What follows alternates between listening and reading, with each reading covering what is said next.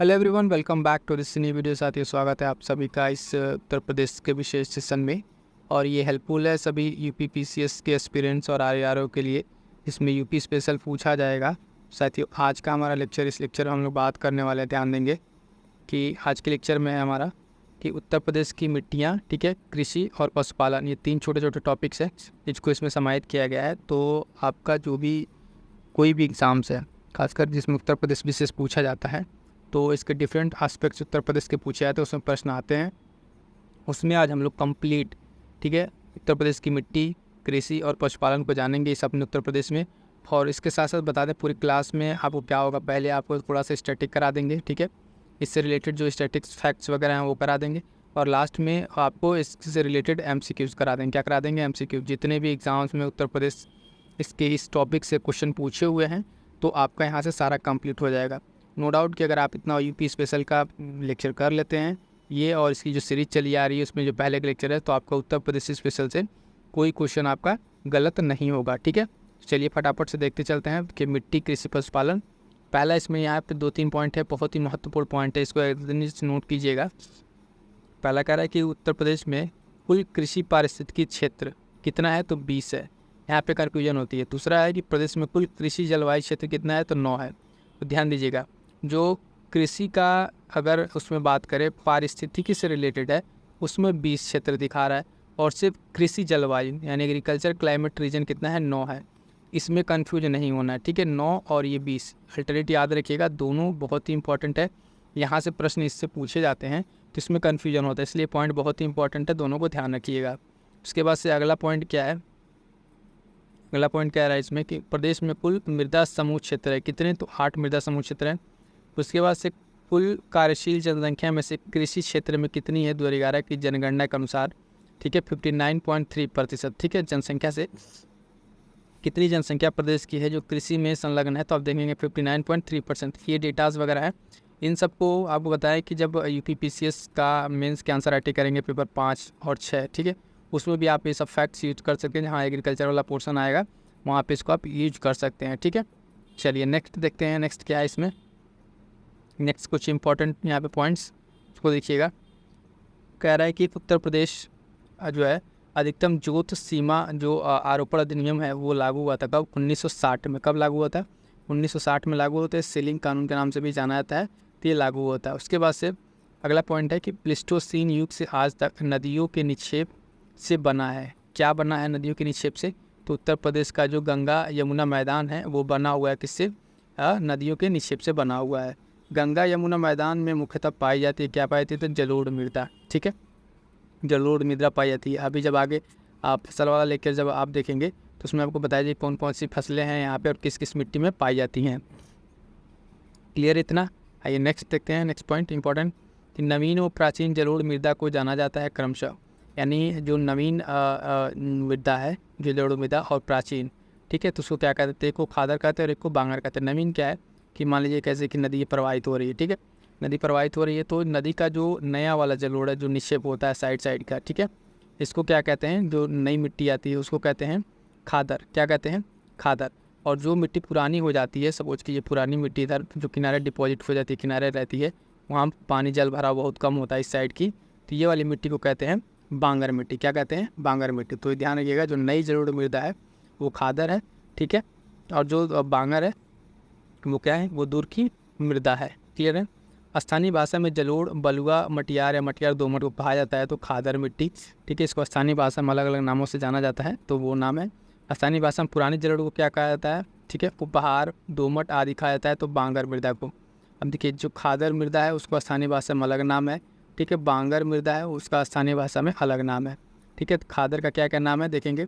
बलुआ, मटियार, ठीक है ना, दोमट मिट्टी, ये सब क्या है इसके लोकल नेम है। बांगर का क्या क्या नाम है? उपहार, दोमट, ये सब पुरानी जलोढ़ का बांगर का नाम है। जलोढ़ मृदा का निर्माण होता है या हुआ है कैसे? तो कीच खोपड़ जो है इससे, कीचड़ बालू से, ठीक है, जो नदियों के निक्षेप हैं उससे क्या हुआ है, इस मिट्टी का निर्माण हुआ है। क्लियर है? आइए नेक्स्ट पॉइंट देखते हैं इसमें। जलोढ़ मृदा में पोटास एवं चूना की अधिकता होती है, लेकिन कमी होती है किसकी? फास्फोरस, नाइट्रोजन एवं जैव तत्व की। ये जब PYQ आपको करा रहे थे बूस्टर सीरीज, उसमें जब मिट्टियाँ बताए थे तो वहाँ पे जलोढ़ मिट्टी में जो हमको बताए थे किस किस मिट्टी में कौन सी अधिकता होती है और किसकी कमी होती है। बता दें कि पीसीएस प्रीलिम्स के लिए चल रहा है एक बूस्टर सीरीज़। क्या चल रहा है? Booster series.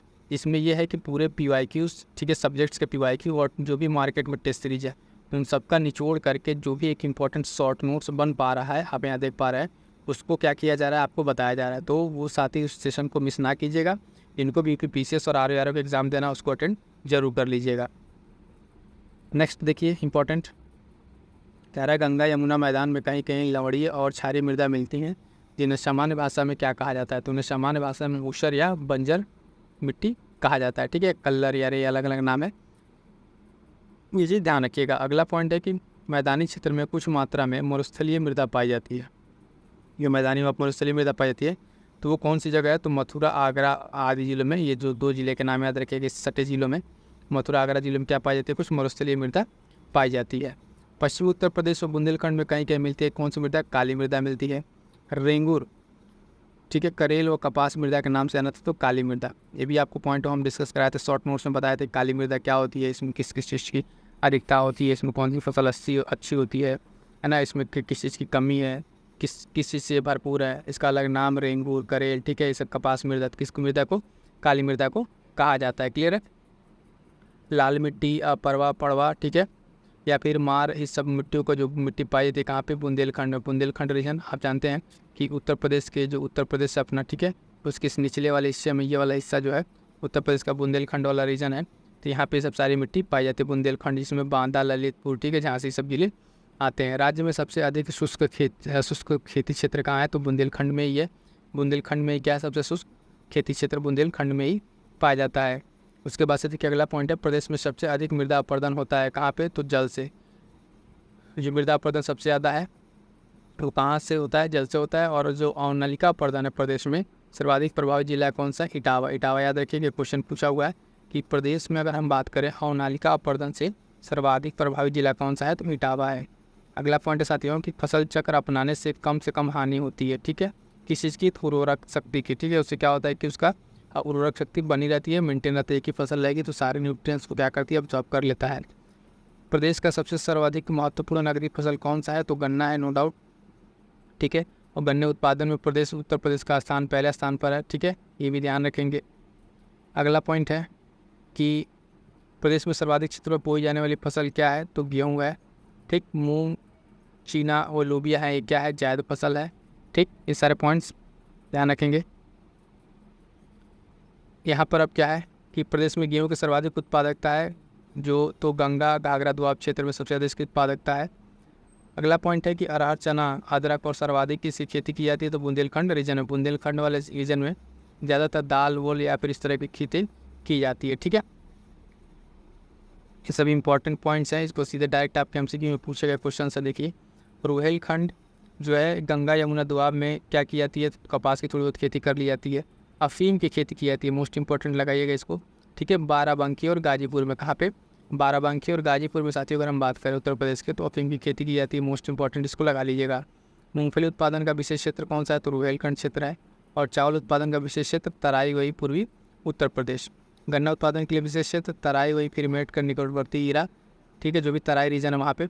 और उसके बाद अगला पॉइंट, कपास उत्पादन के लिए विशेष क्षेत्र क्या है? तो गंगा यमुना दोआब, जो रुहेलखंड वाला भी हमने ऊपर देखा, रुहेलखंड वाला तो वाला रीजन हो जाता है। ठीक है, उसके बाद एक पॉइंट है कि प्रदेश में सर्वाधिक कृषि श्रम उत्पादकता वाला क्षेत्र कौन है? तो पश्चिमी उत्तर प्रदेश। मोस्ट इंपॉर्टेंट लगा इस पॉइंट को। प्रदेश में सर्वाधिक कृषि श्रम वाला उत्पादकता वाला क्षेत्र कौन सा है? तो पश्चिमी उत्तर प्रदेश। जैसे कि हम जानते हैं कि उत्तर प्रदेश को अगर हम देखें तो उत्तर प्रदेश का कुछ यूँ अगर हम इसका डिस्क्रिप्शन देखते हैं, ठीक है, तो ये है क्या?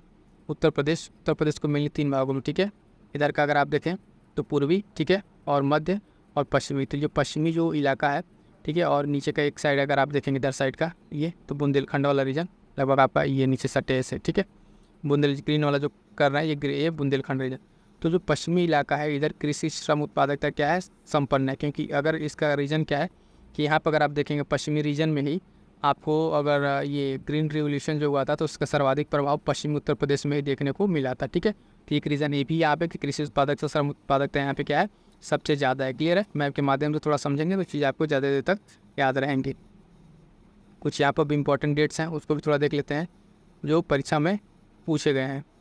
देखिए उत्तर प्रदेश का सर्वाधिक आंवला उत्पादक जिला कौन सा है, तो प्रतापगढ़ है। नो डाउट ये क्वेश्चन भी पूछा हुआ है प्रतापगढ़।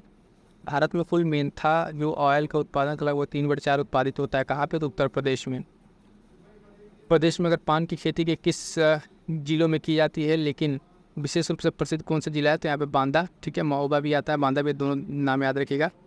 और यहाँ पे नाम लिखिए बरमाइनपुर, बांदा और पाली ललितपुर प्रसिद्ध है पान के लिए। किसके लिए, पान के लिए। तो प्रदेश में ये जगह इंपॉर्टेंट है, बांदा वाला। गोकुल पुरस्कार का संबंध है किससे है, तो दूध उत्पादन क्षेत्र में दिया जाता है प्रदेश सरकार द्वारा। कौन सा पुरस्कार, गोकुल पुरस्कार दिया जाता है, ठीक है, दूध संबंध के क्षेत्र में। अगला है देश वो प्रदेश की प्रथम नियमित दूध संघ की स्थापना की गई थी, लखनऊ में 1938 में ये की गई थी। अब यहाँ से साथियों कुछ इंपॉर्टेंट है, ये इंपॉर्टेंट में क्या है, अगर देखिए आप तो इस वाले पोर्शन में कुछ योजनाएं और कार्यक्रम है, उनके डेट्स को बता देते हैं जो रैंडमली एग्जाम से पूछे जाते हैं। इसमें एक है ये वाला, देखिएगा, प्रदेश में चकबंदी योजना कब लागू हुई, तो 1954 से लागू हुई, ये वाला पॉइंट इंपॉर्टेंट है। और प्रदेश में कृषि विज्ञान केंद्र कहाँ पर है, ठीक है, कृषि विज्ञान केंद्र है, तो ये संचालित वाला निर्माणाधीन कृषि के लिए, ये देखिए किसान मित्र योजना, ठीक है, कृषि संबंधी जानकारी के लिए इसका स्टार्टिंग कब होता है, 18 जून 2001 से। तो यहाँ पर 2 ही पॉइंट है जो इंपॉर्टेंट है, काम की है, ठीक है। एक तो ये चकबंदी वाला ध्यान दीजिएगा, लागू का 1954 से, ठीक है, और ये किसान मित्र योजना वाला देखिएगा 2001 से। क्लियर है, तो इतना तक हो गया। अब आइए देखते हैं ये 2-4 पॉइंट और, इसके बाद हम लोग आ जाएंगे सीधे MCQ पे। ये भी मोस्ट इंपॉर्टेंट है, इंपॉर्टेंट पॉइंट है। किसान बही योजना जो तो जानकारी के लिए स्टार्ट हुआ, इसको कभी स्टार्ट हुआ, तो 1992 से। किसान क्रेडिट कार्ड योजना 1999 और 2000 में स्टार्ट हुआ जी। उसके बाद से राष्ट्रीय कृषि मौसम आधारित फसल बीमा योजना 2014 से स्टार्ट है, ठीक। और उसके बाद से एक है अगला आम आदमी बीमा योजना जो है वो 2008 से। साथियों इसी तरीके से पूरे उत्तर प्रदेश से स्पेशल, ठीक है, यूपी स्पेशल के जितने फैक्ट्स हैं, यानी डेट्स अगर आप कह लें, डेट्स इंपॉर्टेंट डेट्स जो PYQ से निकाल के बनाए हुए हैं, आपको इसी प्लेलिस्ट में मिल जाएगी, जाकर उस वीडियो को देख लीजिएगा। स्टार्टिंग में वो वीडियो है जहाँ पे आपको पूरा 1 से 2 पेज में सारे जो इंपॉर्टेंट फैक्ट्स हैं, जो डेट्स हैं, जो पूछे जाते हैं, वो सब एक ही जगह आपको करा दिया गया है। तो ये आपके लिए काफ़ी आसानी होगी अगर आप देख के उसका नोट्स बना लेते हैं तो। अब आइए हम लोग आ गए इससे रिलेटेड कुछ प्रश्नों से जो MCQ है। MCQ पहले हम लोग थोड़ा तैयारी कर लिया, अब MCQ पर आ गए हैं।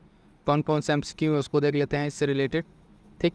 तो देखिए पहला ही प्रश्न पूछा हुआ है, अगर हम देखेंगे तो पहला ही प्रश्न हमसे पूछा हुआ है, क्या पूछ रहा है कि उत्तर प्रदेश में किसान मित्र योजना की शुरुआत की गई, कब की गई। अभी हमने हाल पे अभी तुरंत ही देखा कि किसान मित्र योजना की शुरुआत जो कब की गई है, ऑप्शन डी 2001, ठीक है, ऑप्शन डी 2001 में 18 जून 2001 से की गई है किसान मित्र योजना की शुरुआत।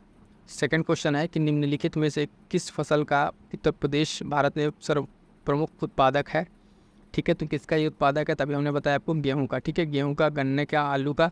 उत्तर प्रदेश निम्नलिखित स्थानों पर हम जानेंगे कि यूपी का कहाँ कहाँ पे पहला स्थान है, तो आप देखेंगे गन्ना, ठीक है, गन्ना के साथ साथ गेहूँ है ना, गन्ना, गेहूँ, दूध है ना। उसके बाद से आप एक चीज़ और क्या कहते हैं, आम, ठीक। इन सब चीज़ों में उत्तर प्रदेश का क्या है, पहला स्थान है उत्पादन में, ठीक है। तो ये सब चीज़ें ध्यान में रखिएगा। अगला पॉइंट है, क्वेश्चन है, इंपॉर्टेंट क्वेश्चन, भारतवर्ष में प्रथम कृषि विश्वविद्यालय की स्थापना की गई थी। तो भारतवर्ष में प्रथम कृषि विश्वविद्यालय की स्थापना जो की गई थी, जबलपुर में, फैजाबाद में, कानपुर में या पंतनगर में। क्वेश्चन काफ़ी इंपॉर्टेंट है, PCS में पूछा हुआ, राइट आंसर हो जाएगा ऑप्शन डी, पंतनगर में। इसकी PDF आपको टेलीग्राम चैनल पर दे दी जाएगी एज इट इज़। आप या तो यहाँ से नोट्स बनाना चाहें क्लास से तो क्लास से बना लीजिए, अदरवाइज अगर आप चाहें तो वहाँ से जाकर नोट्स बना सकते हैं। देखिए उत्तर प्रदेश की प्रमुख फसल है, उत्तर प्रदेश की कौन प्रमुख फसल है, तो आप देखेंगे मक्का, गेहूँ, धान, गन्ना, ठीक है। तो प्रमुख फसल की बात करेंगे यहाँ पे तो खाद्यान्न फसल में तो गेहूँ है। अभी हमने पढ़ा क्या है, गेहूँ में साथ ही। तो इस तरीके से जब आप किसी चीज़ को पढ़ते हैं, पहले उसके थोड़े पॉइंट्स को पढ़ लीजिए, ठीक है, उसके बाद से MCQ लगाएंगे तो आपको चीज़ें ज़्यादा समझ में आएंगी। डायरेक्ट सिर्फ MCQ करने से बहुत ज़्यादा फायदा नहीं होगा। लाल मिट्टियाँ पाई जाती हैं, तो उत्तर प्रदेश स्पेशल 2004 से देखिए लाल मिट्टियाँ कहाँ पाई जाती हैं, आगरा, मथुरा, सीतापुर, बाराबंकी, एटा, मैनपुरी, मिर्ज़ापुर, झांसी, ठीक है। इसका राइट आंसर क्या हो जाएगा, ऑप्शन डी, मिर्ज़ापुर और झांसी में, ठीक है। मिर्ज़ापुर, झांसी में क्या पाई जाती हैं, लाल मिट्टियाँ पाई जाती हैं। क्लियर है, तो ये सारे क्वेश्चन भी ध्यान में रखते चलिएगा। फिर आ गया उत्तर प्रदेश में सस्य जलवायु क्षेत्र, इंपॉर्टेंट क्वेश्चन। अभी ये क्वेश्चन आपको स्टार्टिंग में इफेक्ट हम कराए हैं कि उत्तर प्रदेश में सस्य जलवायु क्षेत्रों की संख्या है। उत्तर प्रदेश में सस्य जलवायु क्षेत्र पूछ रहा है, क्या पूछ रहा है, जलवायु क्षेत्र पूछ रहा है। तो अभी हमने कितना बताया, 9 बताए थे, 20 बताए थे, ठीक है। तो कृषि जलवायु वाला 9 था, सस्य जलवायु और उसका पारिस्थितिकी वाला कितना था, तो 20 था। तो 20 तो है ही नहीं इसमें, तो राइट आंसर हमारा तो वही था, ठीक है, सी हो जाएगा। 9 इसमें कितने हैं, 9। 9 है जलवायु क्षेत्र वाला और 20 है कितना वाला, पारिस्थितिकी वाला। तो दोनों याद रखिएगा, इंपॉर्टेंट है, कई बार पूछा भी हुआ। देखिए डिफरेंट तरीके से एग्जाम से यही चीज़ पूछ लिया गया है। निम्न में से कौन सा फसल चक्र जो है पूर्वी उत्तर प्रदेश के लिए सर्वाधिक उपयुक्त है? पूर्वी उत्तर प्रदेश के लिए सर्वाधिक उपयुक्त यूपीपीसीएस के लिए पूछा हुआ। तो धान, मक्का, गेहूँ, मक्का, आलू, गेहूँ, कपास, ठीक है, मक्का, तोरिया। तो इसका राइट आंसर क्या हो जाएगा? राइट आंसर हो जाएगा धान, मक्का और गेहूँ, ठीक है। ऑप्शन ए राइट आंसर हो जाएगा, धान, मक्का, गेहूँ। कौन से रीजन के लिए? पूर्वी उत्तर प्रदेश के लिए ये सब क्या सर्वाधिक उपयुक्त है। अगला क्वेश्चन है कि उत्तर प्रदेश में दुग्ध सहकारी समिति की स्थापना हुई थी। उत्तर प्रदेश में प्रथम दुग्ध सहकारी समिति की स्थापना कहाँ हुई थी? सहारनपुर, लखनऊ, वाराणसी या इलाहाबाद में? तो कहाँ हुई थी साथियों? इसका राइट आंसर रहेगा ऑप्शन सी, लखनऊ में, ठीक है। ऑप्शन सी लखनऊ में दुग्ध सहकारी समिति की स्थापना हुई थी, जो उत्तर प्रदेश का प्रथम है। अगला क्वेश्चन है क्वेश्चन नंबर 9 देखेंगे। तो उत्तर प्रदेश में विक्रय अधिशेष अधिकतम है, ठीक है। विक्रय अधिशेष अधिकतम है किस चीज़ का है? तो गेहूँ का है, ठीक है। गेहूँ का है, गेहूँ फसल ही उत्तर प्रदेश नंबर 1 पर है। अगला प्रश्न, उत्तर प्रदेश में उगाई जाने वाली जो निम्न फसलों में उसमें किसकी, इन फसलों में किसकी, ठीक है, अवधि न्यूनतम है? किसकी अवधि न्यूनतम है? पीछे से क्वेश्चन, चना, मसूर, अरहर, मूंग, ठीक है। तो इसका राइट आंसर हो जाएगा मूंग का। मूंग की अवधि क्या है? सबसे न्यूनतम है, यानी कम है। अगर कम की बात करें तो किसका हो जाएगा? मूंग का हो जाएगा। अगला क्वेश्चन फिर से देखिए, इंपॉर्टेंट। उत्तर प्रदेश अग्रणी उत्पादक, अभी हमने आपसे बताया ना, इंपॉर्टेंट पॉइंट करके नोट कराएं कि उत्तर प्रदेश कहाँ पे नंबर 1 पर है, तो उसको ध्यान दीजिएगा, ठीक है। गेहूँ, गन्ना, आलू, ठीक है, ये तो सही लग रहा है। बाकी देख लो और कोई चीज़, मूँगफली में तो नहीं है, चावल में भी नहीं है, यहाँ गन्ना, कपास में भी नहीं, आलू में भी नहीं। तो ये 3 कट जाएगा। राइट आंसर क्या हो जाएगा? कि 11 का राइट आंसर हो जाएगा साथियों ऑप्शन ए, ठीक है। गेहूँ, गन्ना, आलू, गेहूँ, गन्ना, आलू याद रखिएगा। उत्तर प्रदेश इसमें अग्रणी उत्पादक है, यानी पहले नंबर पर है, फर्स्ट नंबर पाता है इन सबके उत्पादन में। क्लियर है? नेक्स्ट क्वेश्चन देखेंगे। एक चीज़ है कि देखिए उत्तर प्रदेश स्पेशल से जितना हमने आपको करा दिया है, ठीक है, इससे बाहर आपको कुछ पढ़ने की ज़रूरत नहीं पड़ेगी, खासकर प्रीलिम्स के लिए, क्योंकि इसमें जितनी चीज़ें हैं, कंसेप्ट भी है, फैक्ट्स भी है, ठीक है, और जितने सारे पॉइंट्स बन सकते हैं वो है, और उसके साथ साथ जितने PYQ में प्रश्न पूछे गए हैं वो सारा आपको हम करा दे रहे हैं टॉपिक वाइज। तो आई होप तो कि चीज़ आप लोगों काफ़ी बेहतर होंगी आपके लिए, ठीक है। क्वेश्चन नंबर, हाँ ये देखिए, उत्तर प्रदेश जो है किनके उत्पादन में प्रथम स्थान रखता है भारत में? तो गेहूँ, चावल, चावल नहीं होगा, ठीक है। गेहूँ, गन्ना, चावल, फिर से काट दीजिए, दलहन काट दीजिए, तो बी राइट आंसर हो जाएगा, गेहूँ, गन्ना। अभी आपको बताया क्या होता है इसका, गेहूँ और गन्ना, 2 चीज़ इसके लिए इंपॉर्टेंट है, ध्यान रखना है। अगला क्वेश्चन कि उत्तर प्रदेश जो है पान उत्पादन के लिए कौन सा जिला विशेष रूप से प्रसिद्ध है, ठीक है। कौन सा जिला विशेष रूप से प्रसिद्ध है? तो इसका राइट आंसर हो जाएगा, मैंने आपको बताया बादा और महोबा। यहाँ पर राइट आंसर क्या है? महोबा है, ठीक है। महोबा उत्तर प्रदेश किस उत्पादन का सबसे बड़ा उत्पादक नहीं है? इसमें किसका उत्पादक नहीं है? कि गेहूँ का है, आलू का है, गन्ने का है, किसका नहीं हो जाएगा? फूल का नहीं है। तो उत्तर प्रदेश क्या करता है? फूलों का उत्पादन में नंबर 1 पे नहीं है। फिर से कोई क्वेश्चन, उत्तर प्रदेश में नालिका प्रदन से सबसे अधिक प्रभावित जिला कौन सा है? ठीक है, पीसीएस मेंस का क्वेश्चन पूछा हुआ था, मेरठ, गोरखपुर, इटावा, फरुखाबाद। तभी अभी हमने ये क्वेश्चन आपको कराया है, अभी क्वेश्चन कराएं, क्या हो जाएगा इसका राइट आंसर? ऑप्शन सी, ठीक है, ऑप्शन सी राइट आंसर हो जाएगा कि इटावा में सबसे ज़्यादा अवनालिका अपर्दन है। अपर्दन तो ठीक है, लेकिन कौन सा अपर्दन? अवनालिका अपर्दन। फिर से क्वेश्चन रिपीटेड, उत्तर प्रदेश में प्रथम दुग्ध सरकारी समिति की स्थापना हुई थी सहारनपुर, ये फिर अलग ये समीक्षा अधिकारी वाले में, ठीक है, उसके समीक्षा अधिकारी के मुख्य मेंस में पूछा हुआ है। तो उसका राइट आंसर क्या हो जाएगा? ऑप्शन सी लखनऊ, ठीक है, क्वेश्चन हम कर चुके हैं, लखनऊ इसका राइट आंसर हो जाएगा। अगला पॉइंट है क्वेश्चन 17 नंबर कि प्रदेश में वायु अपर्दन से सर्वाधिक प्रभावित क्षेत्र है। प्रदेश में मृदा जो वायु वाली मृदा अपर्दन है उससे प्रभावित सबसे ज़्यादा क्षेत्र कौन सा है? तो पश्चिमी क्षेत्र, पूर्वी क्षेत्र, दक्षिणी क्षेत्र या उत्तरी क्षेत्र? राइट आंसर हो जाएगा ऑप्शन है पश्चिमी क्षेत्र। पश्चिमी क्षेत्र जो है ये उत्तर प्रदेश का सबसे ज़्यादा वायु मृदा अपर्दन से प्रभावित है। अगला क्वेश्चन कि 18 नंबर, निम्न में से किस फसल का सबसे बड़ा उत्पादक नहीं है? इसमें उत्तर प्रदेश आलू का ही है, ठीक है, गन्ना का है, गेहूं का है, किसका नहीं है? नहीं पूछा हुआ है, ठीक है, नहीं पूछा हुआ है, तो चावल का नहीं है, ठीक है। अब तो ये चीज़ याद हो गई होगी उत्तर प्रदेश कितने कितने चीज़ों में पहले पर है और कितने में नहीं है। भूमि संरक्षण के लिए निम्न में से क्या आवश्यक नहीं है? ठीक है, नहीं है पूछा हुआ है। आइए देखते हैं भूमि संरक्षण के लिए क्या आवश्यक नहीं है। तो वृक्षारोपण करना, ठीक है, ये तो आवश्यक है। पेड़बंदी करना, ये भी। जल निकासी का उचित प्रबंध, पर्याप्त रासायनिक खाद का प्रयोग, इसमें क्या आवश्यक नहीं है? तो देखेंगे खाद का प्रयोग करना इसका ज़्यादा वो नहीं है जो किसके लिए ज़रूरी नहीं है उसके लिए, ठीक है। क्वेश्चन क्या था हमारा? ठीक है, संरक्षण यानी मिट्टी को करने के लिए, बांध करने के लिए, तो वृक्षारोपण से भी होता है, मेड़बंदी से भी होगा, जल निकासी का प्रबंधन से होगा, खाद वाला इसमें सिस्टम काम नहीं करता है। आइए क्वेश्चन नंबर 20 देखते हैं, इंपॉर्टेंट क्वेश्चन। ठीक है साथी, जो भी क्वेश्चन है सारा क्वेश्चन पूछा हुआ और इंपॉर्टेंट क्वेश्चन है, इतना लगा लेंगे आपका सेगमेंट वाइज। ठीक है, 15 मिनट 20-20 मिनट की सारी वीडियोस अगर करके अपना प्रॉपर नोट्स बना लेंगे, 3P स्पेशल का आपका यहाँ से एक भी क्वेश्चन बाहर नहीं जाएगा। किस फसल के उत्पादन में उत्तर प्रदेश देश में प्रथम स्थान पर? घूम फिर के वही क्वेश्चन पूछा, इसमें नहीं पूछा हुआ है, नहीं। ठीक है, तो गेहूँ, दूध, आंवला, चावल। ठीक है, तो हमने आपसे बताया ही कि आंवला भी है, चावल दूध भी है। ठीक है, तो गेहूँ, दूध, आंवला है, चावल में नहीं है। 20 का राइट आंसर क्या हो जाएगा? डी हो जाएगा। चावल में उत्तर प्रदेश पहले स्थान पर नहीं है। आंवले का याद रखिएगा, आंवले का प्रताप, ठीक है, प्रतापनगर भी ये आंवले उत्पादन से रिलेटेड है, इंपॉर्टेंट है। फिर से क्वेश्चन आ गया, वाइस से जलवायु क्षेत्र वाला विशेष फिर से देखिए यहाँ पे 2014 में। तो सबसे जलवायु कितने क्षेत्र हैं? 9 क्षेत्र हैं। ठीक है, राइट आंसर क्या हो जाएगा? 21 का 9। ठीक है, क्वेश्चन हम लोग कर चुके हैं। उत्तर प्रदेश को फिर से देखो, ये क्वेश्चन भी पूछा हुआ है शिक्षा विभाग में। उत्तर प्रदेश में कुल कितने पारिस्थितिकी क्षेत्रों में बांटा गया? पारिस्थितिकी आ गया तो यहाँ पे क्या आंसर हो जाएगा? 20। ठीक है, 20 पारिस्थितिकी क्षेत्रों में बांटा गया। चीज़ हमने आपको पहले बता दिया कि पारिस्थितिकी क्षेत्र कितना? 20 और जलवायु क्षेत्र 9। ठीक है, दोनों याद रखिएगा, दोनों क्वेश्चन पूछा हुआ है।